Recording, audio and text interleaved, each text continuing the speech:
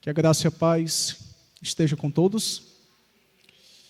Meus amados irmãos, graças damos a Deus por mais uma oportunidade que nós temos, como Igreja do Senhor, estarmos cultuando a Deus. Como todos sabem, a pregação não é simplesmente uma exposição de textos, mas na sua essência, a pregação é Deus falando com o seu povo, através do seu servo.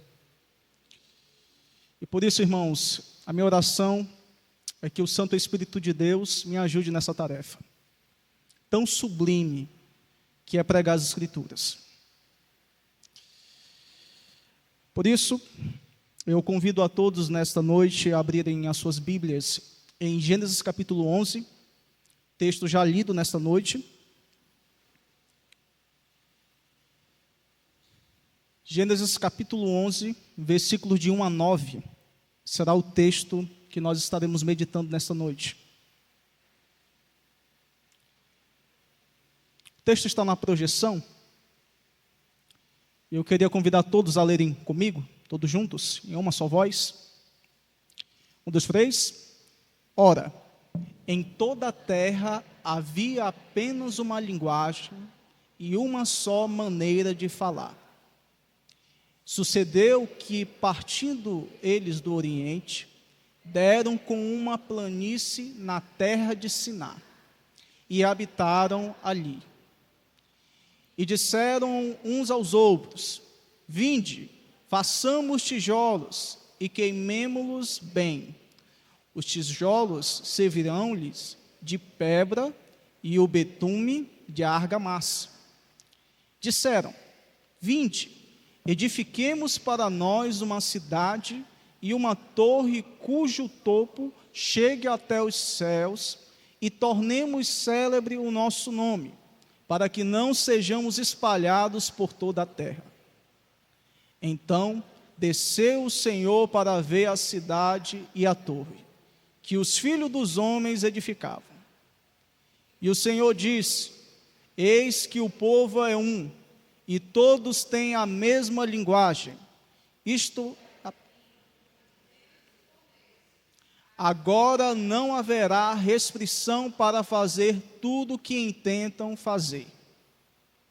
Vinde, desçamos e confundamos ali a sua linguagem, para que não estenda a linguagem de outro.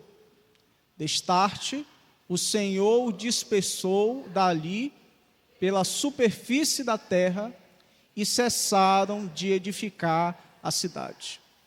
Chamou-se-lhe, por isso, o nome de Babel, porque ali confundiu o Senhor a linguagem de toda a terra, e dali o Senhor dispersou por toda a superfície dela. Que Deus em Cristo nos abençoe mediante a leitura da sua palavra. Meus queridos irmãos, eu queria iniciar esta mensagem com uma citação de uma frase muito interessante, que afirma o seguinte: Deus destrói os nossos sonhos, porque os nossos sonhos podem ser uma bela broga. Deus destrói os nossos sonhos, porque os nossos sonhos podem ser uma bela broga. Queridos, nós vivemos em um contexto, em uma sociedade que preza por metas, que durante o início do ano propõe-se a fazer projetos, sonhos que irão traçar durante o ano, ou até mesmo durante toda a sua vida. E nós, como seres humanos, seres racionais, nós fazemos isso. Nós planejamos, nós sonhamos. Talvez uma boa renda familiar para um casal recém-casado. O sonho de ser pai, o tão esperado filho. Uma vida bem-sucedida no trabalho. Aos avós, netos, e entre outros sonhos que nós podemos aqui elencar.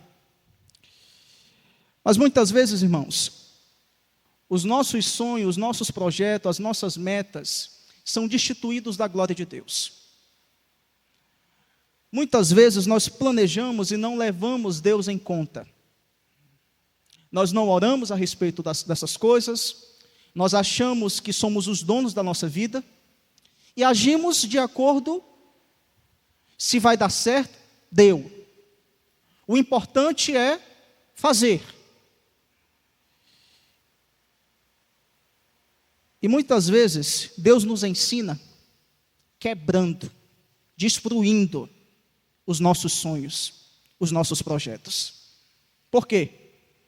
Porque eles podem ser uma bela broca. E queridos, atualmente nós vivemos num contexto, numa sociedade que preza por isso. Uma sociedade que vive em torno de si.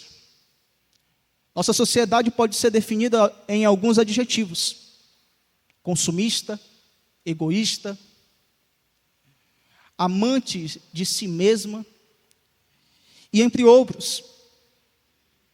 E nós, como seres humanos caídos, corrompidos pelo pecado, nós vivemos constantemente uma guerra interna no nosso coração. Essa guerra interna, o pastor Paul Tripp chama de guerra entre o governo de Deus e o reino do eu. Constantemente o nosso coração vive travando essa batalha. O governo de Deus nada mais é do que o seu decreto, o seu governo sobre toda a nossa vida. O governo do eu é um mundo de fantasias. É onde o homem sonha, projeta e usurpa o controle da sua vida e despreza os mandamentos de Deus. É um mundo de fantasias.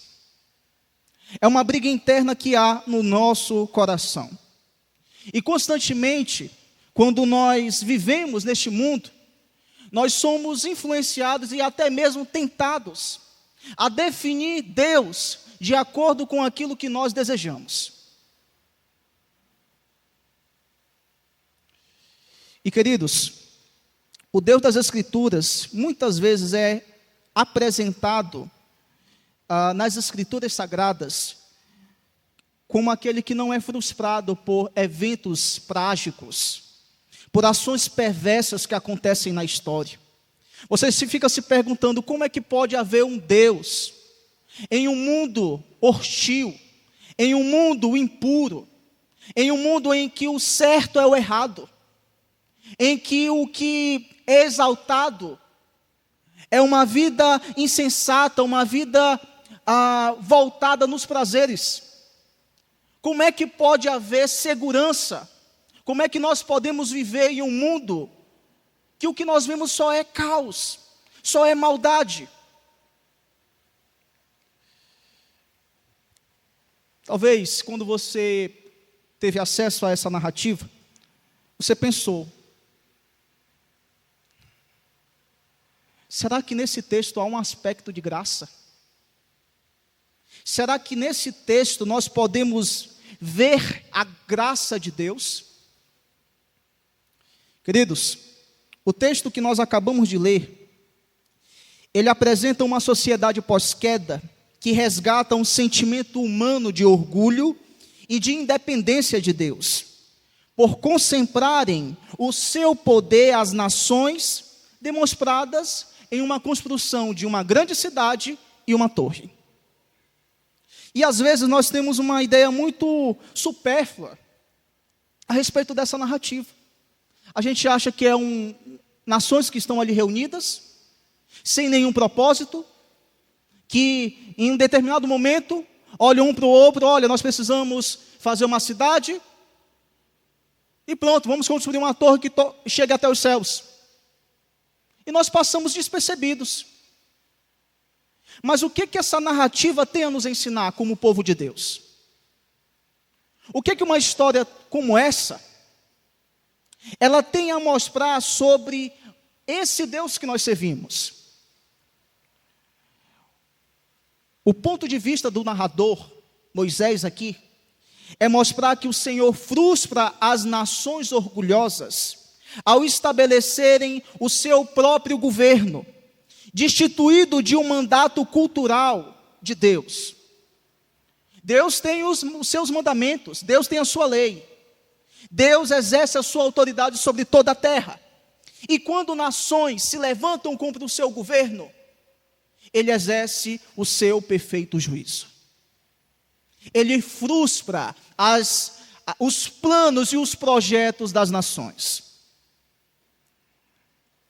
Por isso, nessa noite, eu queria pensar com você sobre o seguinte título: o Deus que frustra os planos humanos. E eu quero convidar você a caminhar junto comigo nessa narrativa, a fim de que nós vejamos nesse texto como o Senhor é apresentado nessa narrativa. E eu queria, como de antemão, explicar algumas coisas a respeito das narrativas bíblicas.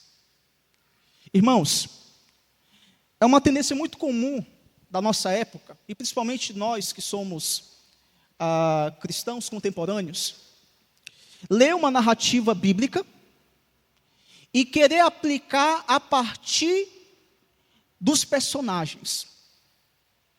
Aí você vê um monte de tipo de pregação moralista. Seja como Davi, seja como Abraão, tem a mesma fé de Abraão, seja como Davi, segundo o coração de Deus. E nós nos focamos aos personagens da narrativa. Irmãos, uma narrativa bíblica não tem como protagonista os personagens. Quem é o protagonista de toda a história é Deus, é o Senhor. Portanto, isso é um cuidado para nós que trabalhamos com crianças, de explicarmos realmente o que a narrativa fala sobre Deus, e não sobre um personagem em si. Porque os personagens fazem parte dessa história. Mas toda a história caminha para um fim, de expor os atributos de Deus e de como esse Deus age na história. A segunda coisa que nós precisamos entender também sobre as narrativas é que ela é formada por partes. Ela tem cenas, ela possui personagens, ela possui um ambiente, ela possui um narrador. E todas essas partes formam uma narrativa. Então, toda narrativa ela começa com um relato. E esse relato, ele mostra o seguinte: a migração das nações em uma única língua. Veja o que os versos 1 e 2 dizem. Em toda a terra havia apenas uma língua e uma só maneira de falar. Os homens partiram do Oriente, encontraram-se uma planície na terra de Siná e habitaram ali. O relato começa com nações que estão ali reunidas e que têm um único idioma, uma única língua. Eles estão ali juntos com um objetivo. Mas é importante salientarmos o contexto dessa passagem. Se você já leu o livro de Gênesis, você observou que dos capítulos de 1 a 10, o Moisés, como autor bíblico, ele já esclareceu várias coisas.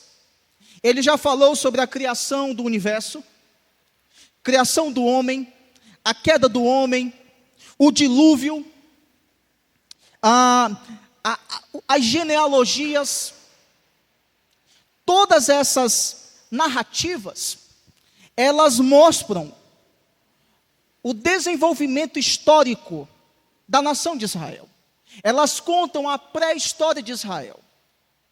Nos 10 capítulos você consegue observar isso. Mas algo que nos chama a atenção é que todas essas narrativas há um aspecto explícito de graça.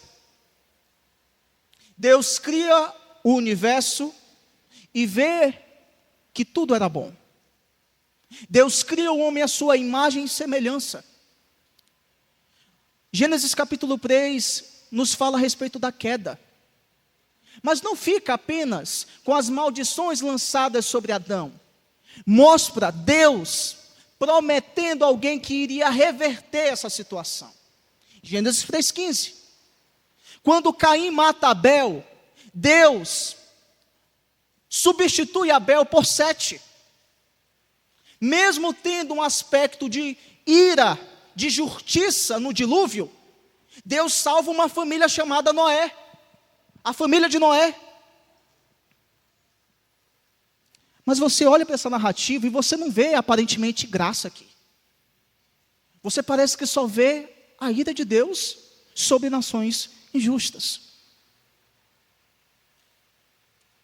Portanto, esse texto não nos apresenta uma dificuldade. Mas é importante salientarmos que o objetivo do narrador com esse texto é trazer uma censura a Israel. Você tem que observar essa narrativa como se Moisés estivesse narrando para o povo de Israel, prestes a chegar à terra prometida.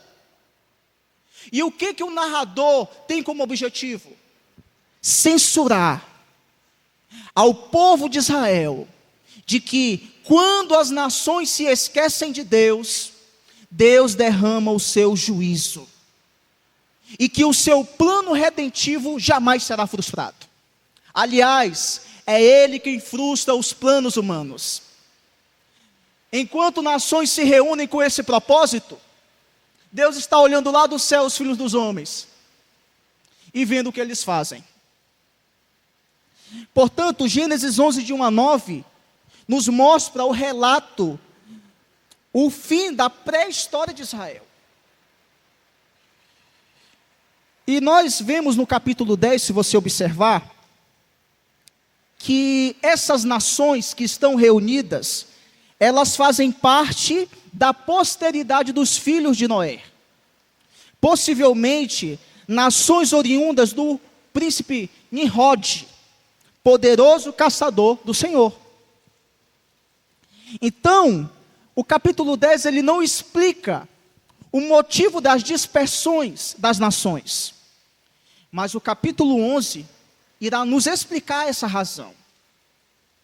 Então, o autor começa dizendo que em toda a terra havia uma única língua e uma só maneira de falar. A palavra língua no texto aí, irmãos, ela traz a ideia de idioma, dialeto. Então, o que o texto está dizendo é que faz uma referência a idiomas, palavras ou discurso que identifica aquelas nações pertencentes, unidas. Ou seja, os seus dialetos eram iguais, o que facilitava a comunicação entre si. Até aí tudo bem. Aparentemente, essas nações, elas não oferecem nenhum perigo na narrativa. Mas você vai observando conforme os textos e percebendo que eles têm o propósito de estabelecer um reino, uma cidade, com um viés político, humano e religioso. O versículo 2, nós temos o ambiente da narrativa. A planície de Sinar. E Sinar era uma das designações para a região mais baixa do rio Tigre e do rio Eufrates.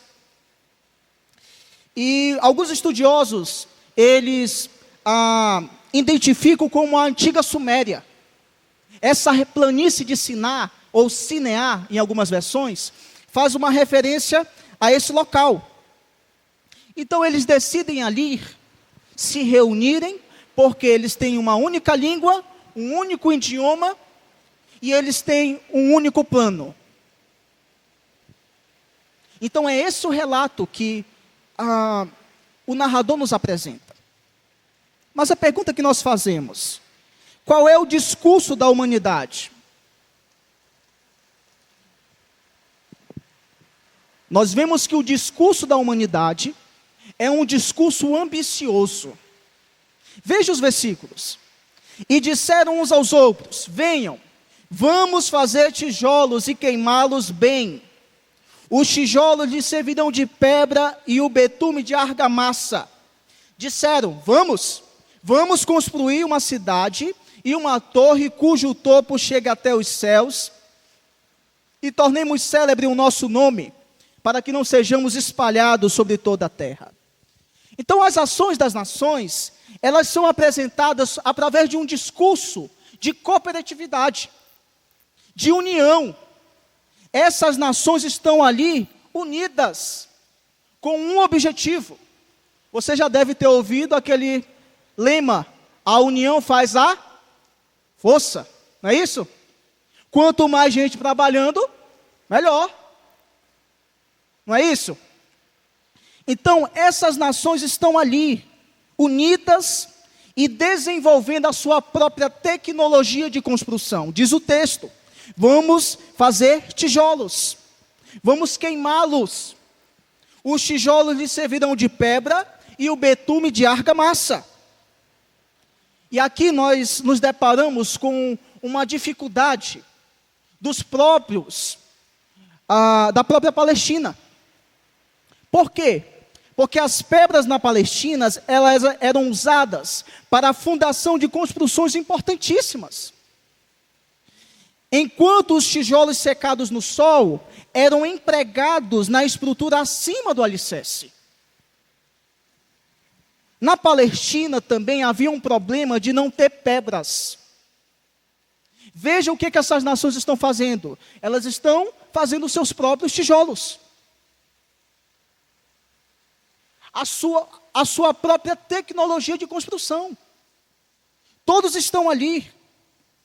Portanto, a tecnologia de queimar tijolos e o produto resultante, fixado com betume, mostrou prova ser mais resistente do que as pedras. Devido a essa dificuldade, eles criam a sua própria engenharia, a sua própria tecnologia. Irmãos, isso não é muito comum nos nossos dias. As nações depositando total confiança na ciência e na tecnologia. Isso mostra como nós estamos tão dependentes da própria tecnologia. Há uma exaltação à ciência, há uma exaltação aos avanços científicos. E essa nação está mostrando isso. Nós estamos adquirindo a nossa própria tecnologia, o nosso próprio método de construção, mas não fica somente assim. O verso 4 nos diz que essas nações estão ali unidas para construir uma cidade.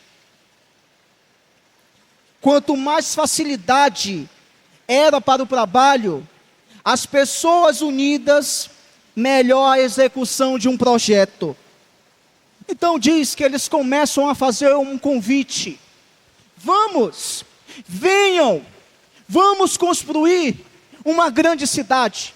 Vamos tornar célebre o nosso nome. Aqui há o problema. Nós estamos diante de um grande problema. Essas nações, elas têm como alvo serem reconhecidas em toda a terra. Elas têm como alvo receberem elogios como forte e poderosa entre as nações. Pois eles tinham o nome e tinham o propósito de construir uma grande torre. A ideia seria de uma grande reputação, uma estimativa de reconhecimento geral. Eram nações guiadas pelos seus próprios desejos egoístas. Eles queriam reconhecimento pela sua inteligência, pelo seu conhecimento diante das suas descobertas. Tanto diante de homens, como também diante de deuses. Essas torres, a Torre de Babel, no topo havia um templo religioso. Então essas torres, elas não tinham o objetivo apenas de serem reconhecidas entre as nações como poderosas, mas tinham um sentido também religioso, idólatra.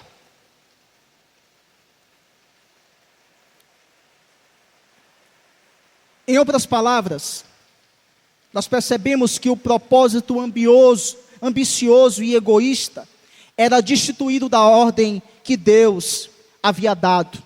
Observe o final do versículo: para que não sejamos espalhados sobre toda a terra.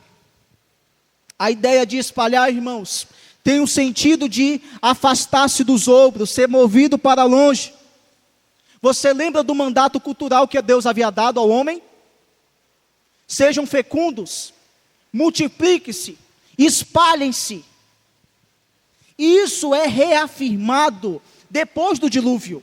Noé, seja fecundo, sejam fecundos, multipliquem-se, espalhem-se. Esse era o mandato cultural que Deus havia dado aos homens. E o que os descendentes dos filhos de Noé fazem? Se unificam. Em outras palavras, irmãos, essas nações querem estabelecer um reino humano, em que Deus não está no centro dos seus projetos. Essas nações querem construir uma cidade secular, uma cidade anti-Deus, avessa aos mandamentos de Deus. Isso não faz você repensar sobre a nossa sociedade? Como nós estamos caminhando, a nossa sociedade está caminhando cada vez mais a uma sociedade secular, a uma sociedade não cristã, a uma sociedade ateísta. Continuamente, queridos, o secularismo, como filosofia, ele propõe um mundo sem influências religiosas, sem influências teístas. Aquilo que é bom e moral é trocado por aquilo que é algo racional e imoral. Quem determina as ações dos homens não são a igreja, não é a Bíblia, mas é o homem. O homem é o centro da sociedade. Os seus ideais, os seus projetos, os seus desejos egoístas. Nações reunidas, aparentemente sem nenhum propósito, mas que quando estão ali, juntas, tomam, planejam desejos egoístas, em que Deus não é o centro dos seus projetos. Portanto, irmãos, nós temos aqui, claramente, Deus ou nações tentando tirar o governo, a autoridade do Deus das Escrituras, do Deus Criador sobre todo o universo. Esse discurso era se opor ao mandamento de Deus. Nós temos o relato. Nações estão reunidas ali. Nós temos uma tensão. As nações estão ali, juntas, planejando planos egoístas, ambiciosos, em que Deus não é o centro. Qual é o desfecho dessa narrativa? Qual é a resolução desse conflito? Nós temos um discurso divino. Nós temos a palavra de Deus. E diante do projeto de Deus, o propósito de Deus, o que vai prevalecer? São os nossos projetos? Absolutamente não. A narrativa nos diz, versos 5 e 6. Então o Senhor desceu para ver a cidade e a torre, que os filhos dos homens estavam construindo. E o Senhor disse: eis que o povo é um, e todos têm a mesma língua. Isto é apenas o começo. Agora não haverá restrição para tudo o que planejam fazer. Venham, vamos descer e confundir a língua que eles falam, para que não entenda o que o outro está dizendo.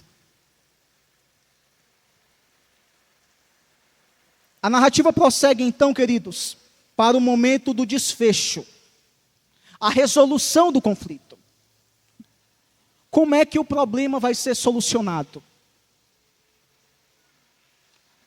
No versículo 5, então, diz o texto, como já lemos. Então, o Senhor Deus olhou para os filhos dos homens. Essas nações se esqueceram quem é que governa o universo. Elas se esqueceram que existe um Deus criador e sustentador, supremo, sobre todo o céu e sobre toda a terra. Eles se esqueceram que quem governava as suas vidas, quem determinava os seus planos, era o Deus das Escrituras. Era Yahvé, o Deus da aliança. Então o que o autor está fazendo aqui, queridos? Ele está usando o recurso da ironia. Ele está sendo irônico. O Senhor olha para os filhos dos homens e vê, rapaz, o que vocês estão fazendo? O que vocês estão querendo fazer? A ironia está no fato de Deus precisar descer para ver os filhos dos homens e aquilo que eles estão fazendo. Queridos, esses homens esqueceram que todas as coisas estão no controle de um Deus e tudo faz como lhe agrada. Nós sabemos do texto de Provérbios 16, 9. O homem pode fazer planos, mas a resposta vem de quem? Vem do Senhor.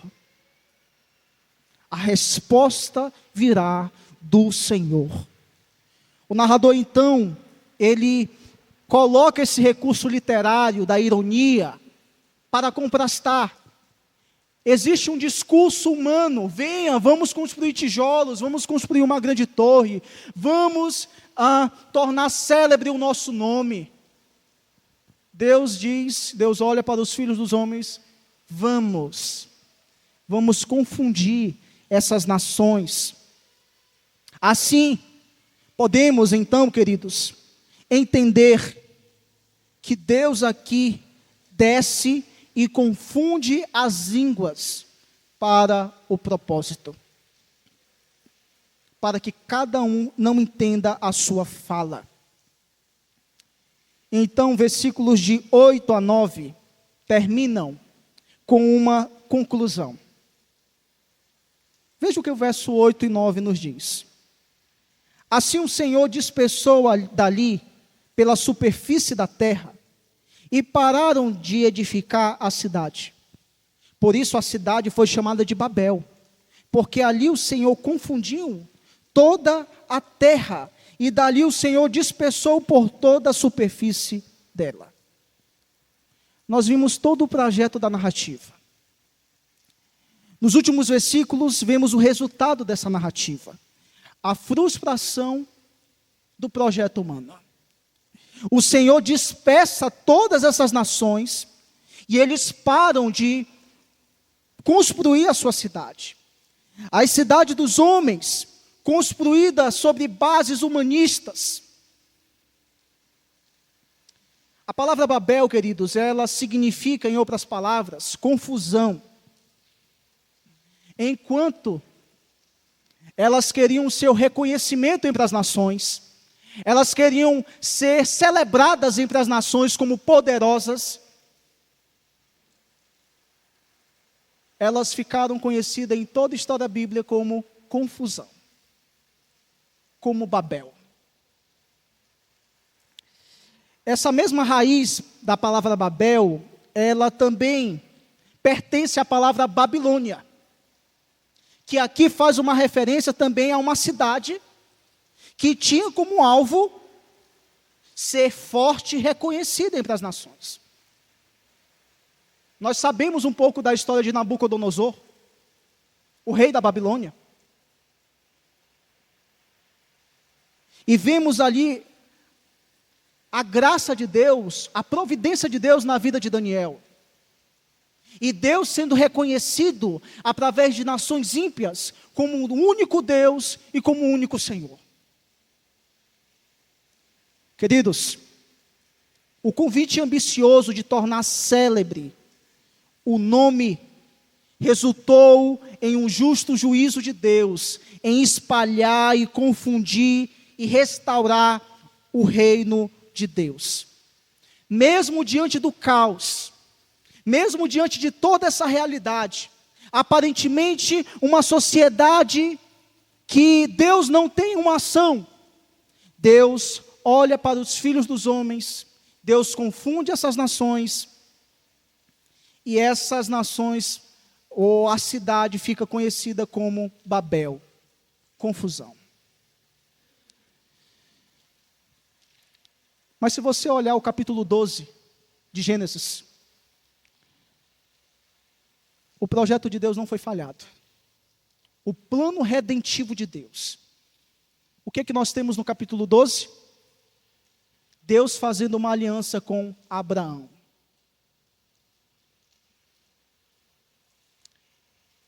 E qual era a promessa a Abraão? De ti farei uma grande nação, e te abençoarei, e te engrandecerei o nome, ser tu uma bênção, e em ti serão benditas todas as famílias da terra. A aliança de Deus com o seu povo, iria perpassar por todo o Antigo Testamento, por toda a história de Israel. Deus levantando homens pecadores, levantando Abrão aqui no contexto, um pagão do Ur dos Caldeus, mas Deus mantendo fiel a sua promessa.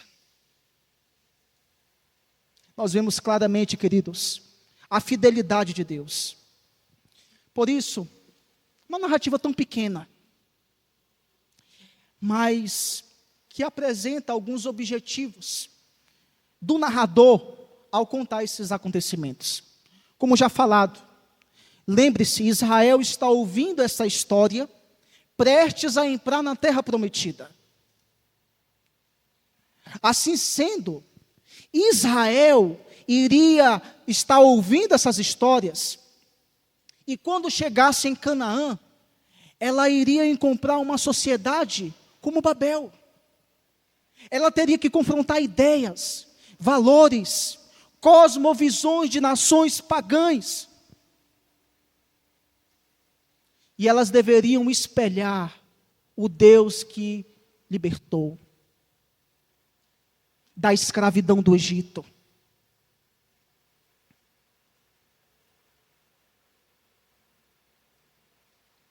Queridos, Deus então estava advertindo a Israel, não somente a um embate militar, mas também cultural e ideológico.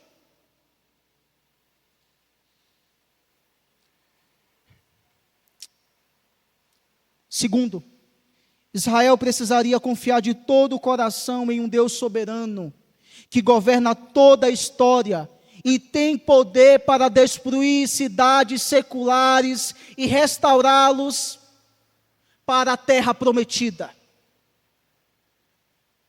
A nação de Israel precisava entender isso. Vocês pertencem a mim, portanto confiem. Eu abençoarei vocês, se vocês guardarem os meus mandamentos. Queridos, um autor definiu a Torre de Babel da seguinte maneira: não há esperança para a humanidade quando ela está entregue a si mesma.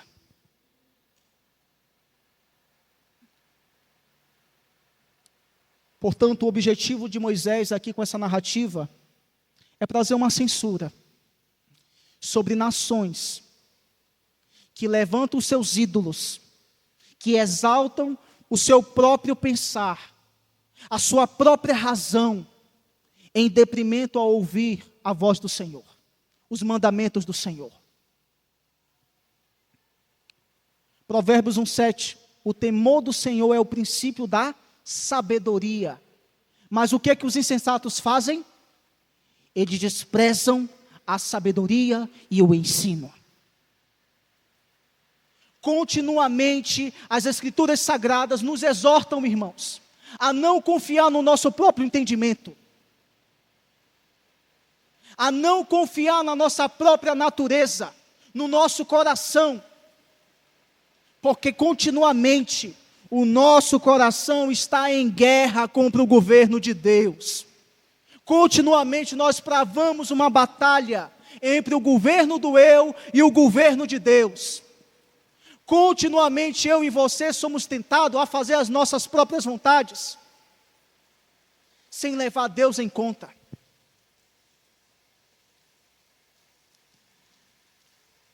Portanto, irmãos, não existe esperança para uma humanidade que está entregue a si mesma, a não ser que o Evangelho de Cristo redirecione a sociedade e faça com que eles entendam que existe um soberano Senhor, um Deus todo-poderoso que governa todo o universo.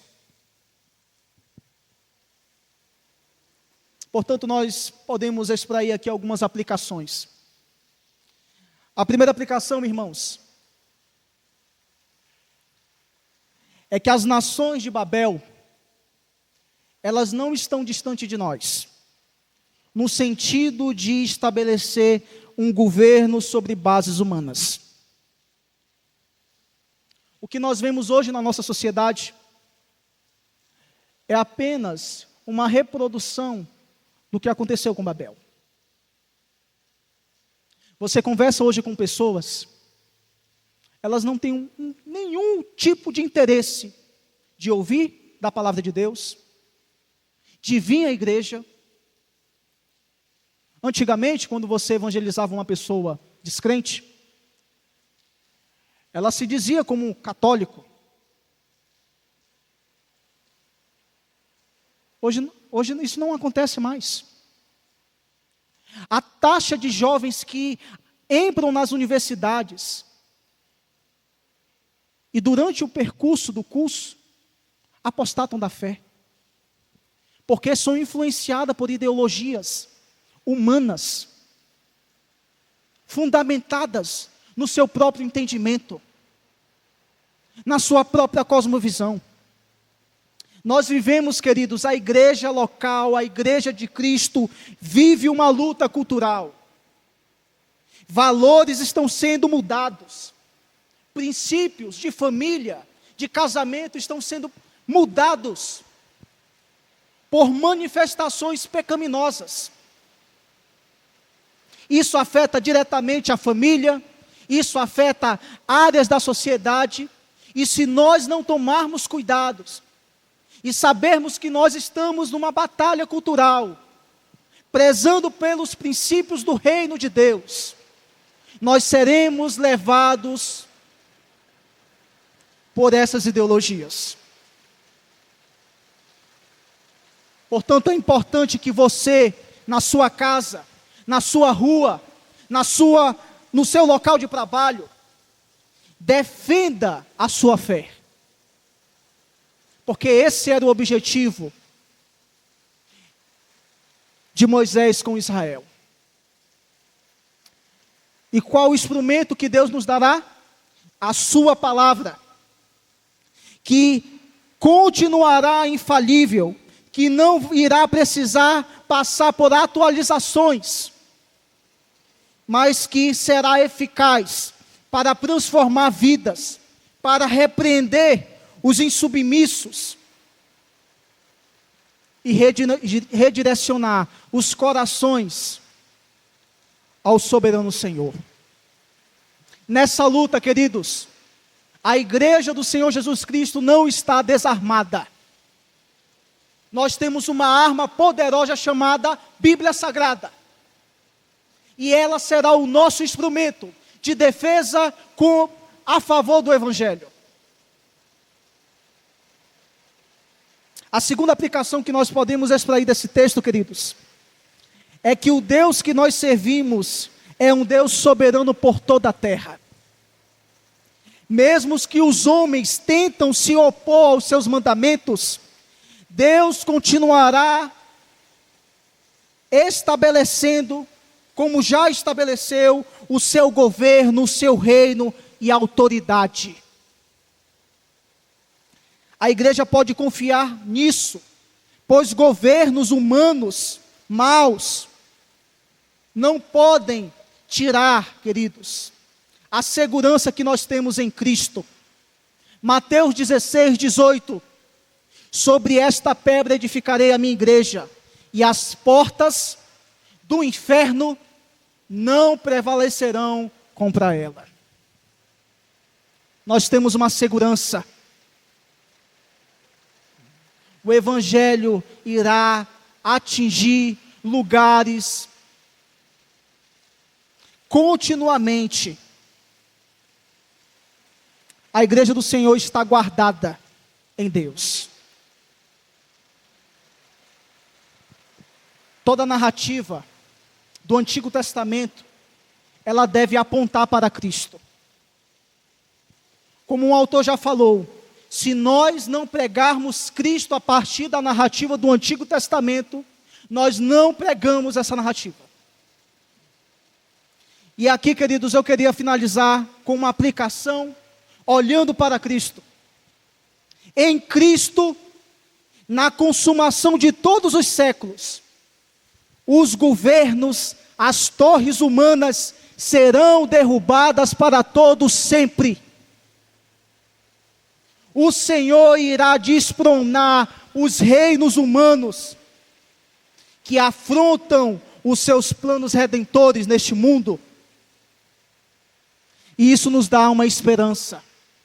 A nossa segurança, queridos, não está em um bom governo. A nossa segurança não está em sempre os financeiros, uma boa reserva do fim do mês. Ela está no soberano Senhor, que criou os céus e a terra, que salvou um povo, que colocou o seu nome como propriedade exclusiva, sacerdócio real, nação santa, e o mal será despronado para sempre, e estaremos para sempre com o Senhor. Essa é a nossa, essa é a minha e a sua segurança. O Senhor irá nos dar a vitória completa em Cristo Jesus. Que Deus em Cristo nos abençoe e que possamos olhar com essa segurança, que quando Cristo retornar, o mal será extinto para sempre. E nós estaremos para sempre com o Senhor, gozando por toda a eternidade com o Deus que nos salvou e que nos libertou.